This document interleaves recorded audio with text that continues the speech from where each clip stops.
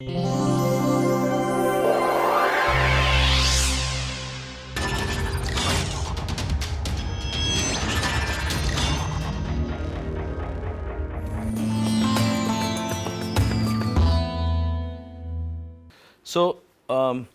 we will continue with what we were doing in the last class.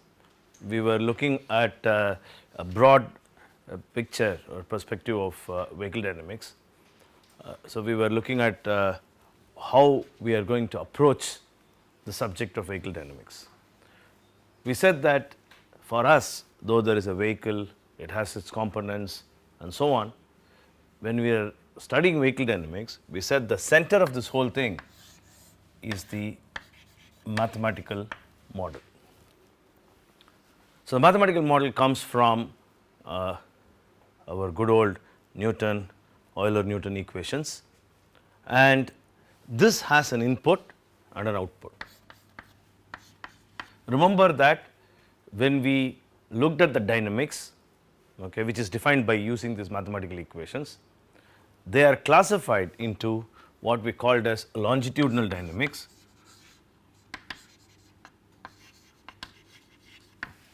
lateral dynamics, and vertical dynamics. Okay. We said that we classify the dynamics, what we are going to study using this mathematical model, into a longitudinal, lateral and vertical dynamics. We also said that for the ease of understanding its effect, we may most of the times delineate or decouple them and study them in isolation. Is that correct? Does it not have an effect, or one has an effect on the other? Yes, it is possible there is an effect, but in order to understand the subject, most of the time we will be decoupling the effects of all these three, right. There are very important things that will happen like load transfer and all that. We will understand it as we go along. We also said that the input for this model is the driver's input through the steering or the acceleration and braking. Okay. In other words, how the driver interacts with the vehicle, right. That is what we are going to use as an input. We said that we can't look at every scenario by the driver, and we will have some test conditions, okay, in order to understand the behavior of the vehicle. Of course, we said that the vehicle itself, which goes into this mathematical model, will be defined by means of certain parameters, okay, what we call as kinematic and compliance parameters, mass, moment of inertias, compliances, stiffnesses and so on. The output from this model, as we said yesterday, are in terms of displacements, accelerations, okay, velocities and so on. We said that what comes out as an output has an effect on the occupants, okay, and we are going to study that not to a great extent, but at least as an introduction we are going to study how this is going to have an effect on the occupants. Okay. So, this is the broad I would say basis under which we are going to study the subject. We also said that we can again look at it from a different perspective and call this as driving dynamics,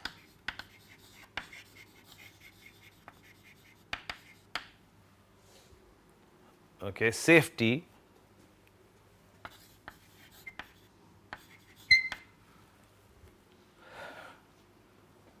and ride comfort.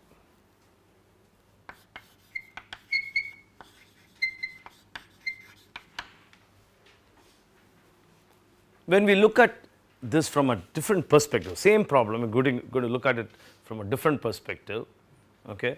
So, it is not organized like this. It is not that longitudinal dynamics is driving dynamics, lateral dynamics is safety, vertical dynamics is ride comfort.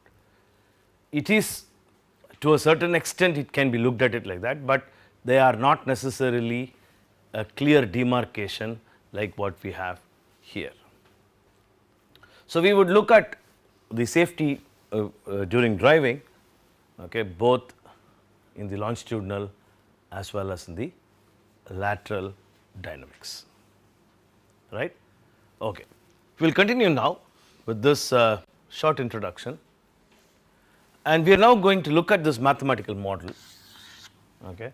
And already we know, or we had a very simple model in the last class. We are now going to extend this model, simple model, into not a very complex model, but just the same model, simple model, making it more elaborate. It's not going to, we are not going to make it very complex. We are going to use the same equations, F is equal to ma.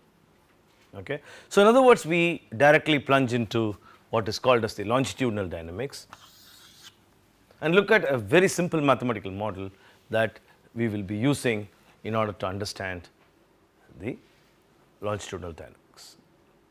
Whenever we talk about dynamics, two things that comes to our mind. The very first thing are the forces that are going to act on this vehicle, and the other is of course the acceleration or deceleration and so on. And our good friend F is equal to ma from Newton is going to be of great help, okay, in writing down this mathematical model. Okay. So, the first things first. So, what are the forces that are acting on the vehicle? Okay. All of us have experienced this. The first, okay, one of the external, we are looking at the external forces. The external force that acts on the vehicle, okay, is what is called as the aerodynamic force, which we would call as Ra. Okay. The other force, next force which is important to us, which is acting on this body, is the gravitational pull or gravitational force, okay, and that you can write it as mg or w, and that can of course be resolved into two directions like this, and that if this is equal to, this is of course is equal to theta s. So, if I call this as w, then we have, what's this? W cos theta and W sin theta. You may have a trailer, you know, towing with this vehicle, which is called as a drawbar. So, if you have a vehicle or if you have another trailer with you, then there will be a drawbar pull, which we would call as Ft. Clear? Apart from this, the vehicle itself is going to give us some force, okay, some nice guys, some not so nice guys. So, if I'm going to accelerate, okay, we need what is called as the traction force, okay. So, the traction force is now going to act in that direction. So, let's put the traction force in the front and the rear.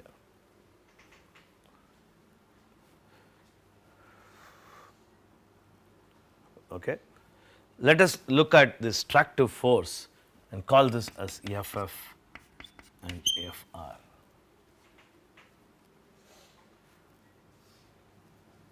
Of course, in every vehicle Ff and Fr will not act together, or it may be a front wheel drive or it may be a rear wheel drive and so on. So, depending upon the front and the rear wheel drive, okay, you will have either of the one, or if it is a four wheel drive, then you will have all these things.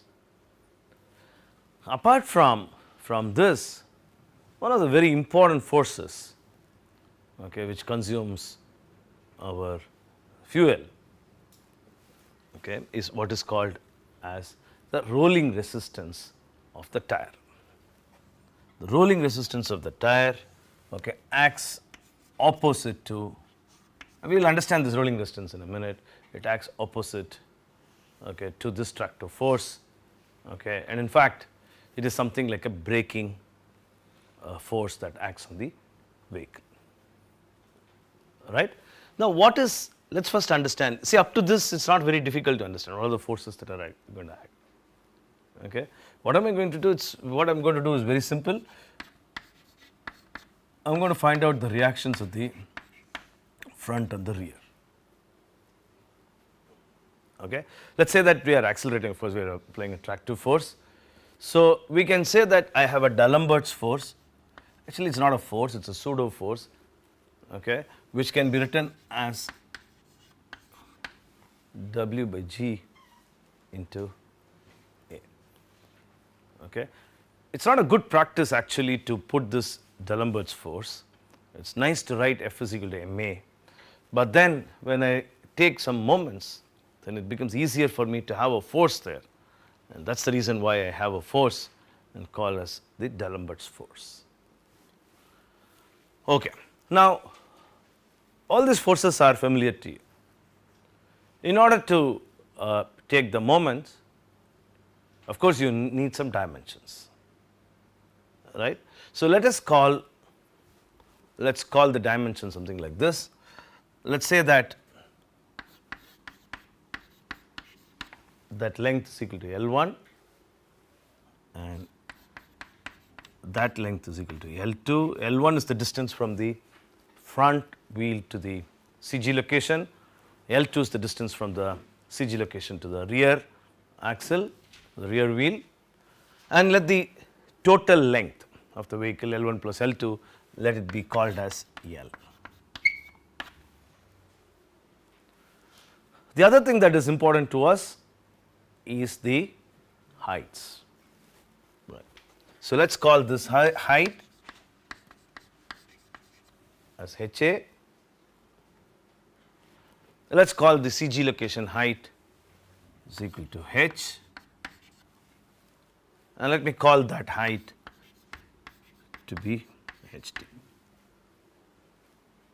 You know how to determine the two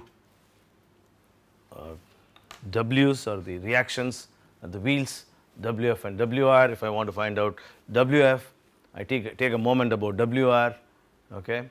With proper signs I can determine WF. In other words, WF into L, okay, is equal to whatever the moments that are due to the other things, okay. But before we go further, there are two comments that are important to us. One is the system that we are going to use in this course, the X, Y and the Z direction that we are going to use in this course, okay.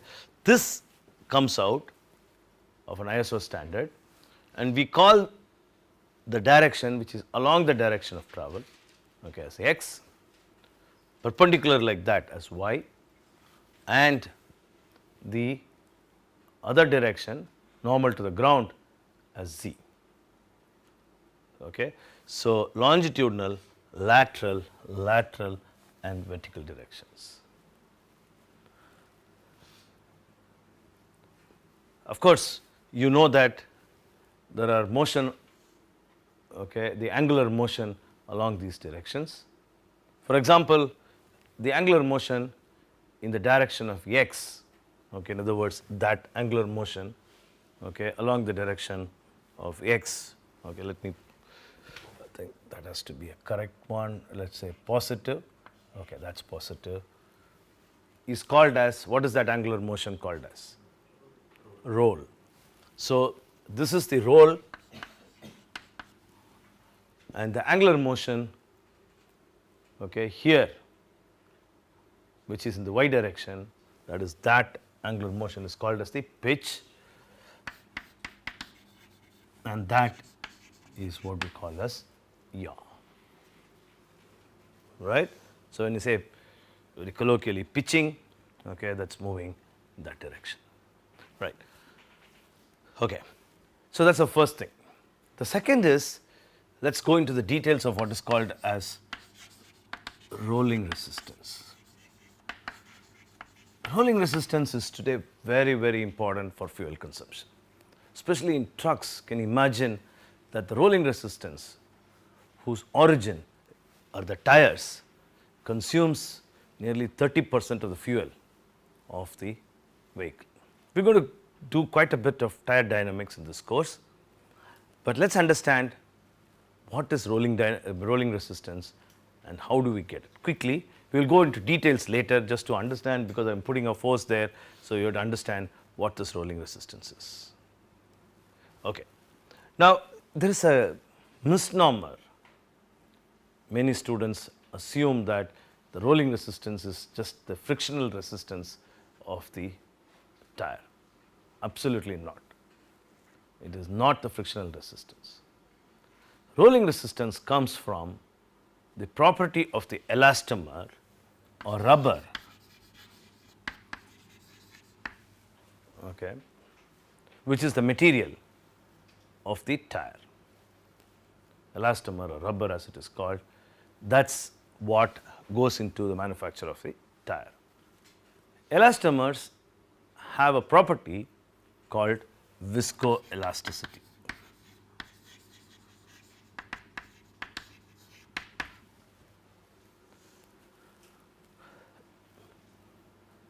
Usually depicted by a dashpot in order to understand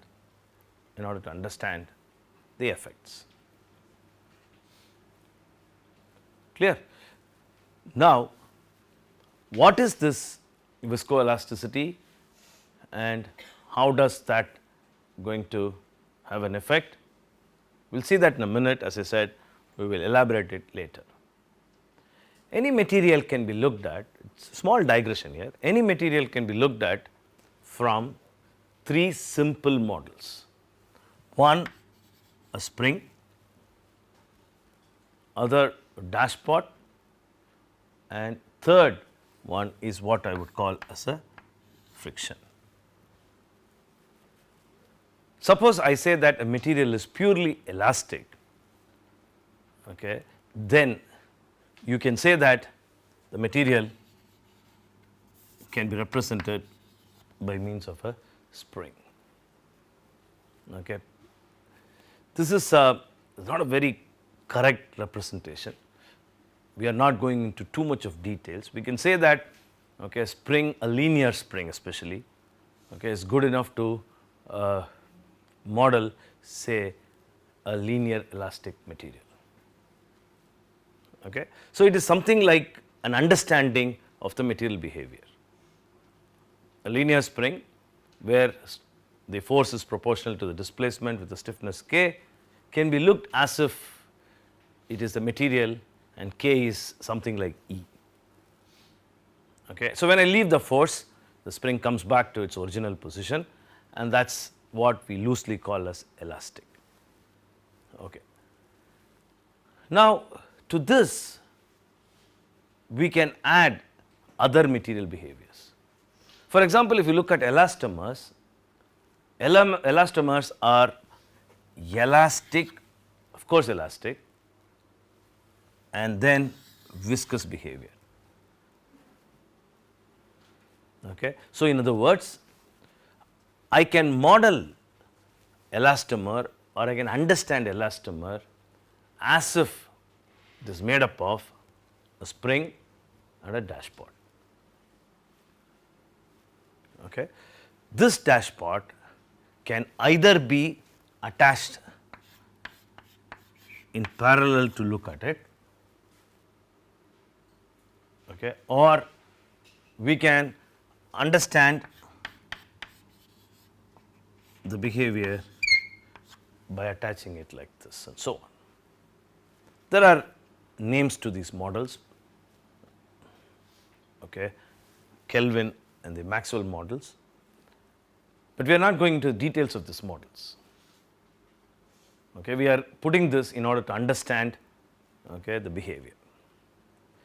For example, if you have a metal which you are taking into the plastic region, then I can model this metal using that spring and the friction element. Okay. So, you can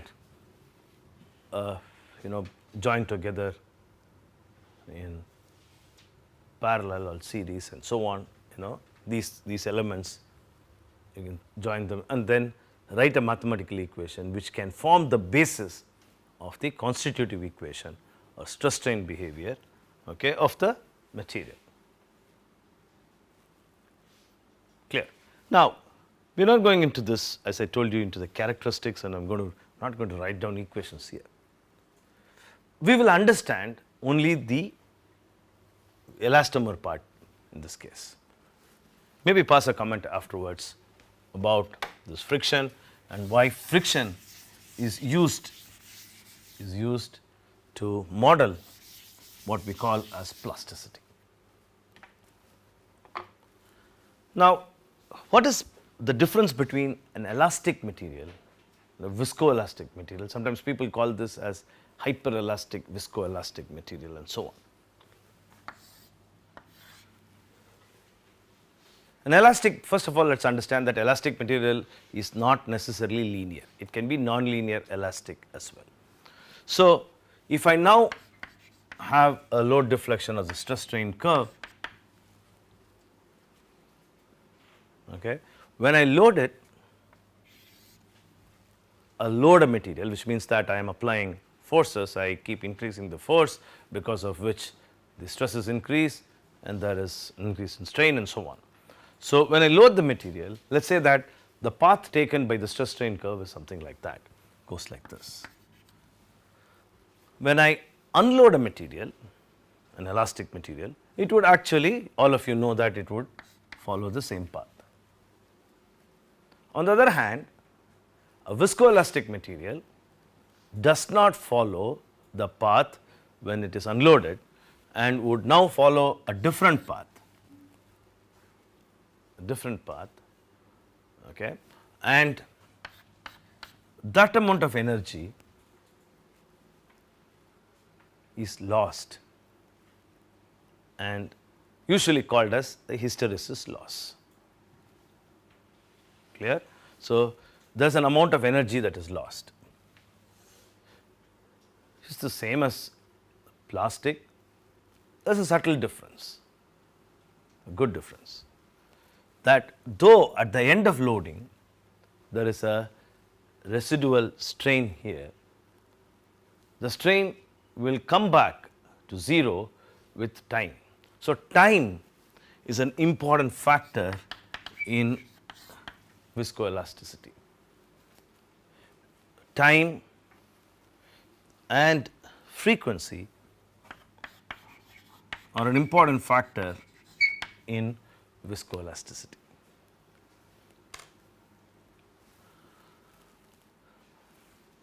Right. So, in other words, what I mean by time and frequency are important is that the material behavior is affected by the rate at which you load it, or in other words the frequency at which you load it and so on.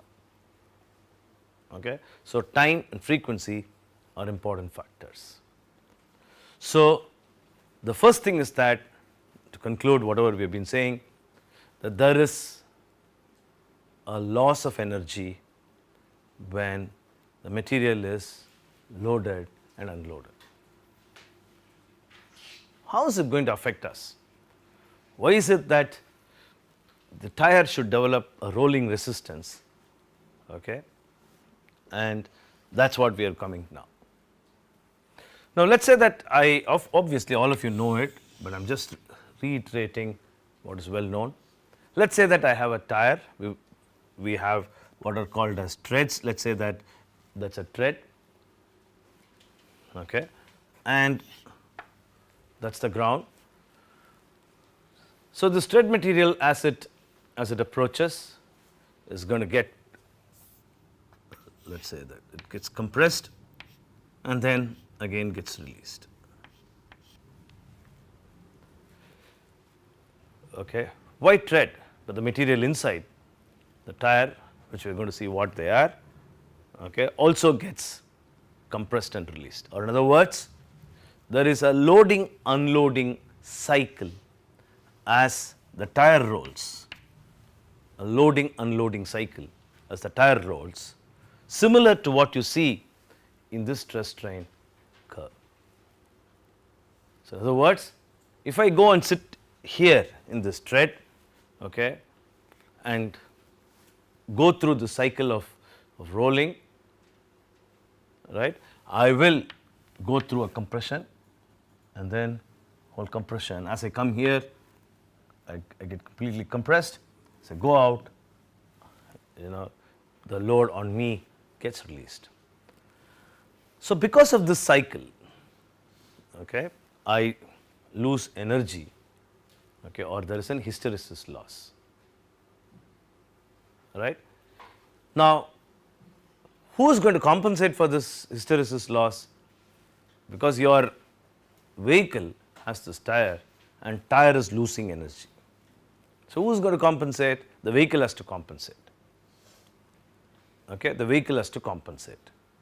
So, the first thing is that because of the material of the tire, there are a lot of advantages. Let us not why then rubber, let us not talk about that, because there are a lot of advantages, we will see that. Okay. So, because of the material with which this tire is made of, we have a hysteresis loss, okay, and the loss has to be compensated by the engine ultimately, and so this opposes the motion. Now, let us understand, how did I get this force? I said that there is a rolling resistance force, which let us call this as Fr,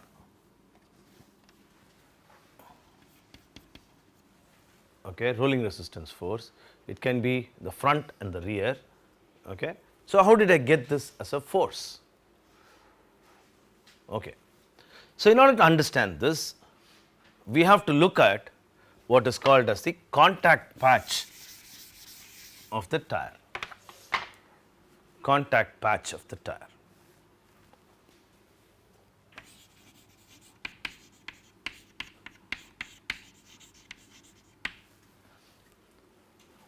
What is a contact patch?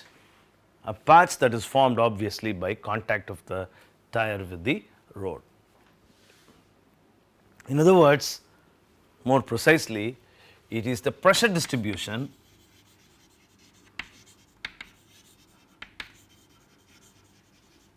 at the contact. It is a pressure distribution at the contact, right. So, we will see the 3-dimensional pressure distribution later, or rather 2-dimensional pressure distribution later. Now, let us understand a section of this pressure distribution. Okay. So, let us say that I come into contact at that point and leave contact at that point. In other words, that is where my contact is. It is not necessary that the contact pressure exists only when the tire rolls. When the vehicle is stationary also, you have contact pressure. Let us for a moment stop the vehicle, okay, and look at this contact patch. So, the contact patch now is not that of a one thread, okay, but there are a number of threads. So, the contact patch would look something like this. So, in other words, rubber is symmetrically compressed about the center. This is a vehicle that is standing, okay, symmetrically compressed about the center. So, whatever is the force that is compressed, okay, by this, and it has to come out in the other side. Okay, whatever is compressed has to come out the other side. Okay. Now, let's understand one or two more things about tires before we go into the details. The first is that the tires that we use are what is called as pneumatic tires. Okay.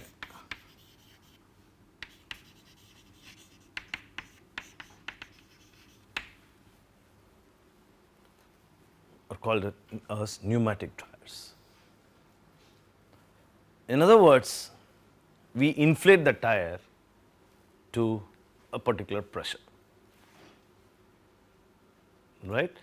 So, many of you might have driven a car. Even now when you go to a gas station to fill your or inflate your tire, still you talk in pounds per square inch units, okay. 32 psi. If you are driving a huge vehicle truck, it is 120 psi and so on, right. So, let us go into some details and look at this section, okay, from this angle. So, let us say that the tire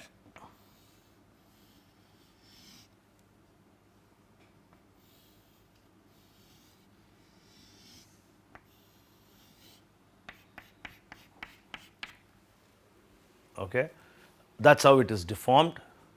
Okay, let us say that the tire is deformed like this, right. So, when you look at it from this section or whatever be the section, that is how the tire is deformed.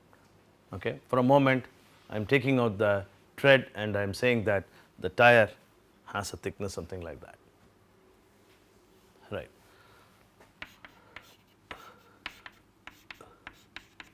That is what is the inflation pressure, okay, which we have used in order to inflate the tire. Okay. When we inflate the tire, we get what is called as the inflation pressure. So, now we know very well equilibrium equations. We know very well that whatever infinitesimal element you take should be under equilibrium between the forces that are acting on those infinitesimal elements. Okay. So, obviously, when I take an infinitesimal element here, okay, I said contact pressure is what is acting in that region, right.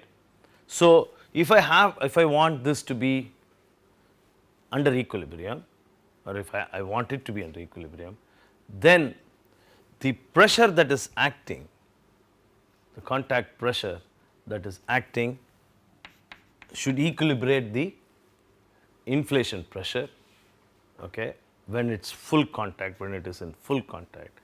Okay. So, the contact pressure should be equal to the inflation pressure. Okay. Contact pressure should be equal to the inflation pressure. So, strictly speaking, the contact pressure should have been uniform. Okay. But contact pressures are never uniform. We will see more about it a bit later, because of the local bending, because of the bending of the side walls. These are called side walls and all that. So, the contact pressure is never uniform. Okay. It has a particular shape. We will study this, okay, after 2 or 3 classes, right. So, now let me come back. So, in other words, there is a lot of theory as to how contact pressure develops, how contact pressure is distributed, whether it is uniform, whether it is not uniform, and all those things. Okay. Now, here when I talk about this, I am only talking about the pressure, okay, because of the tread, okay, as it travels along the or around the circumference, Okay. So, here I am looking at the pressure on the tread. Okay. So, the pressure on the tread compresses, okay, goes to a maximum and then gets released. Okay. So, let us not right now confuse between this and this, we will come to that later. So, the contact pressure, what we are talking about is because of the tread getting compressed, right. When the tire is stationary, okay, then we have a contact pressure something like this. because there are a number of threads. There is one thread that is getting compressed, another thread getting compressed a bit more, another thread much more, another thread slightly less, and so on.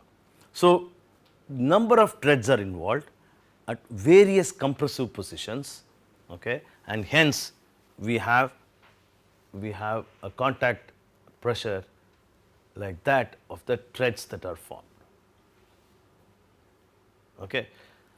On the other hand, let us now roll the tire.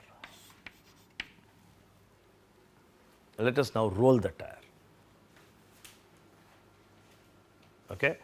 Now, when I roll the tire, let me follow a thread. So, that is for a static. So, I am just removing that. Let us now roll the tire. When I roll the tire, one thread or one block,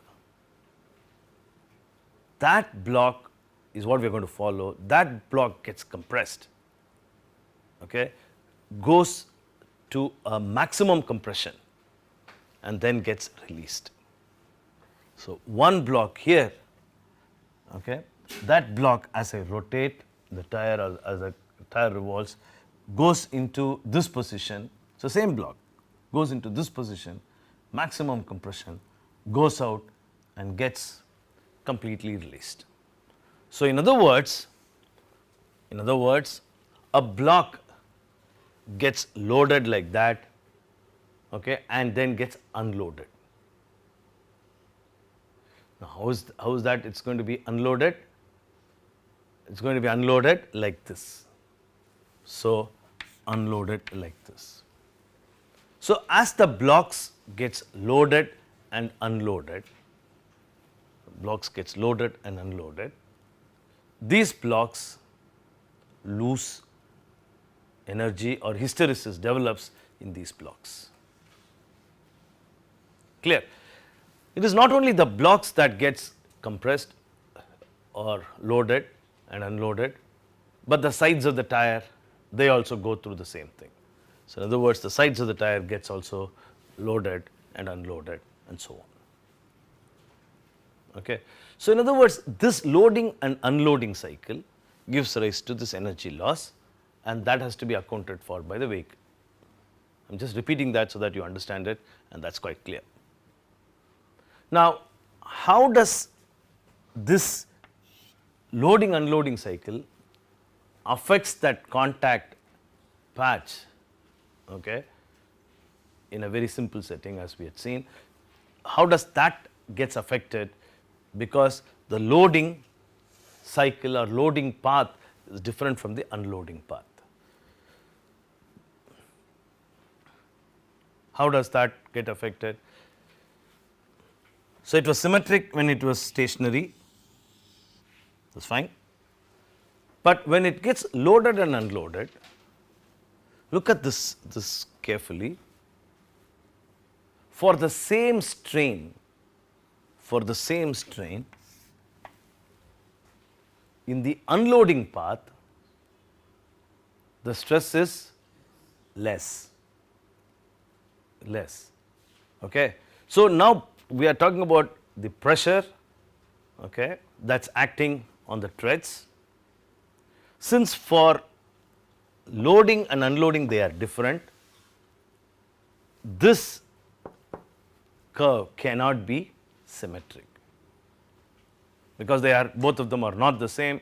So, they can't, this guy is due to loading, this is due to unloading, okay. So, they cannot be symmetric because I am following the same thread, okay, which is going through the cycle. So, it can't be the same. So, how it should be? This has to be a different curve, this has to be a different curve. So, the curve actually shifts and becomes like this. The curve actually shifts and becomes something like this.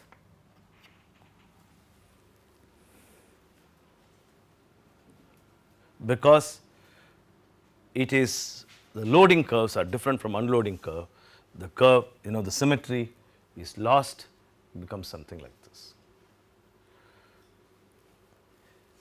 if I now say that the reaction force in order to support is not a very correct picture. That's why I introduced this inflation pressure. Keep that in mind. We will come back to this topic again. Okay, not a very correct picture. We are going to see very interesting things, how inflation pressure is going to act and how actually the tire carries a load. We are going to get to details there. Okay. So, we will come to that a bit later, but let us now understand this from a different angle, okay, and give an explanation only to the rolling resistance. We will refine it as we go along. So, if this is the load that is acting on the tire, then the load is now equilibrated from the ground, or in other words, that is the load that is going to act, okay, which opposes the weight. Now, since this symmetric distribution is affected, what will be my resultant force due to this contact with the ground? The resultant force which is developed due to this compression, which opposes the load that is on the tire, would now get displaced, and hence actually instead of acting right at the center, the load now acts, okay, away from the center, right, and that is how the load acts. When it acts away from the center, then if I now look at that load with respect to this center, not only I am going to equilibrate this load with this force, but I am also creating an additional effect, correct. So, what is that additional effect? That will be a torque, that will be acting, or a moment that will be acting like that, right. Watch carefully that the moment is now going to oppose the motion of the tire. Okay. So, there is an opposing force or opposing moment that is acting. Okay. Now, I do not want to put that moment here. I know that the moment opposes the motion. So, I just want to replace this moment by means of a force that is acting here, okay, because that will oppose the motion of the vehicle. So, I replace this moment, which in reality exists because of viscoelasticity, by a force here, okay, and call this as rolling resistance force, and say that this force, rolling resistance force, creates the same moment which opposes. In other words, Fr into R is equal to this into this. We will give names to that in a minute. So, first let us understand the philosophy of development of a rolling resistance force. So, the philosophy of this rolling resistance force, to summarize, is the viscoelastic behavior of the elastomer, which means that there is a loss of energy, which means that the symmetric contact pressure distribution, when it is stationary, gets affected, or in other words it becomes skewed, okay, and the skewed distribution produces a force, normal force, okay, which not only opposes or not only supports the vehicle or the tire, but also creates a moment which opposes the motion, and the opposing moment or motion or a torque is now also depicted as a force which opposes the motion of the vehicle or the tire, and we call that as the rolling resistance force. Clear? Okay. So, that is why we have a rolling resistance force. The rolling resistance force, of course, you can see this very clearly. Rolling resistance force, since it comes out of a moment which supports the weight W, okay. So, this force has to be proportional to W, right. So, we usually write the rolling resistance force to be a rolling resistance coefficient multiplied by W,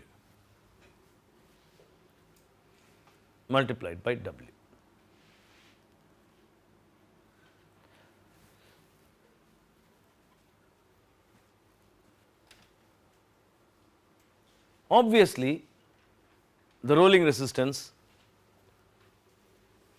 opposes the vehicle motion and hence is not within quotes a good force. Okay, it is not aiding us to travel, actually it is opposing you. Since it is opposing you or opposing the motion of the vehicle,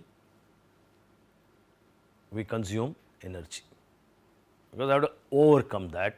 Like you have the aerodynamic forces, we have rolling resistance forces which opposes the motion.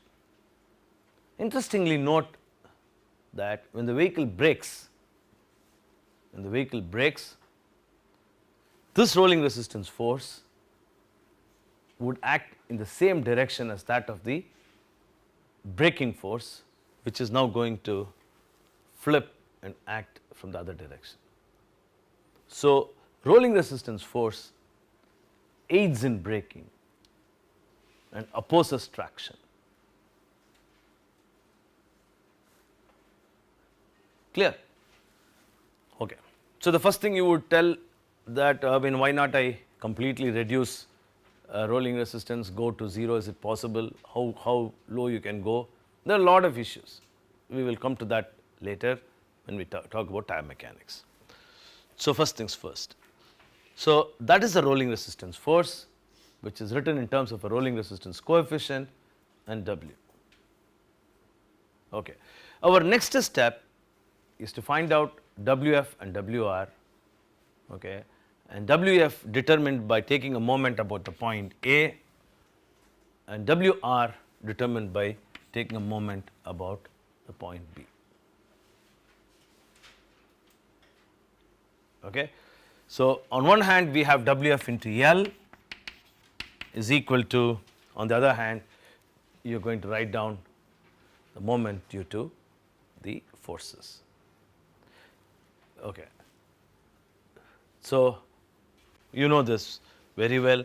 So, Wf into L is in the clockwise direction. So, accordingly put the forces and the moment, okay, rather the moment due to the forces, put the signs properly, and we will see how we end up with this equation in the next class. We are going to make some assumptions, okay, with respect to this heights. We would see that usually in a passenger car, these heights are almost the same, and we will make an assumption that HA is equal to H is equal to HT. Okay, that makes our life simple.